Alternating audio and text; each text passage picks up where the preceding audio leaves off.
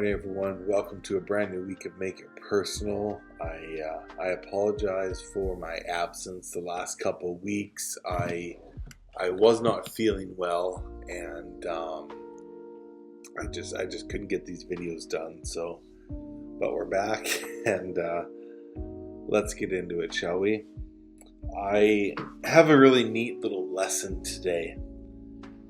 Have you ever read a scripture, especially maybe within the Gospels, something that was written in the present time, that every once in a while they'll throw in a detail that might not seem significant, but it is so important to remember when you're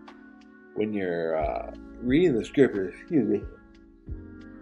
When you're reading scripture, it was first and foremost written to the people of the time. And the culture would have picked up on things that just don't make sense to us. And there's something so incredible. Turn to the book of John and verse 20. I want to show you something cool. In John verse 20, I'll just start reading from the beginning. Very early Sunday morning before sunrise, Mary Magdalene made her way to the tomb. And when she arrived and she discovered that the stone that sealed the entrance to the tomb was moved away, she went running as fast as she could to go tell Peter and the other disciple, the one Jesus loved. She told them, "They've taken the Lord's body from the tomb. We don't know where he is." Then Peter and the other disciple jumped up and ran to the tomb to go see for themselves. They started out together, but the other disciple outran Peter and reached the tomb first. He didn't enter the tomb, but he peeked in, and he saw only the linen cloths lying there. And here's what I want you to listen to. Then Peter came behind and went right into the tomb. He too noticed the linen cloths lying there, but the burial cloth that had been on Jesus' head had been rolled up and placed separate from the other cloths. And you think, what does that matter? It seems insignificant, but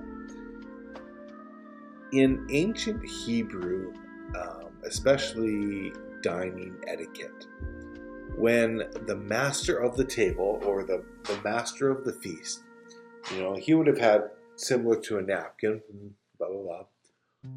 If he got up from the table and he just kind of scrunched it up and did that, that was a signal to his servant that he was done the feast.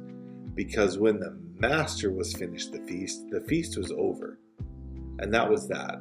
When the master of the feast got up, it's done. But at the same time, if the master got up, maybe he had to go relieve himself or go greet another guest for whatever reason. If he took a few seconds to roll up his linen in a neat fashion and place it in front of him, when he got up, that told his servant, "I am not done. I will be back." And I see this, the way this ties in here. Yes, the work of Jesus was finished on the cross, but the way that linen was rolled up was like him saying, "I am returning. This is not the end. I will be back." I don't know what that would have said to Peter and John in that tomb, but they might have looked at that and said, "Wow, he is coming back." God bless you guys.